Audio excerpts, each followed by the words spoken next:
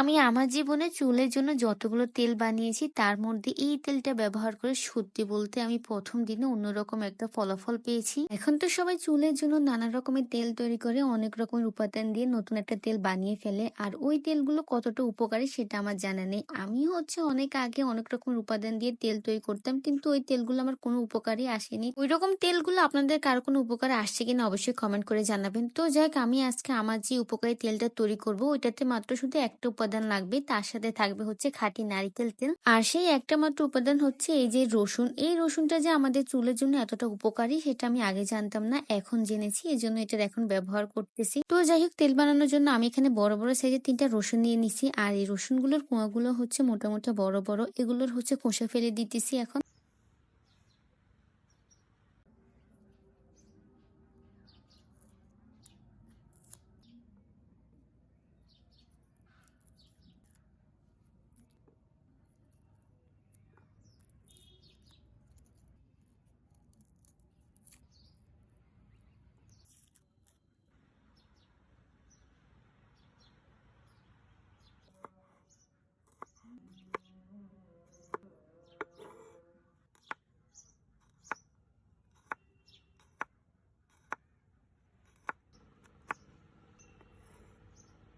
রসুনের কোয়াগুলোর খোসা ছুলানো হয়ে গেছে, এখন এই রসুনগুলোকে কুচি কুচি করে নিব।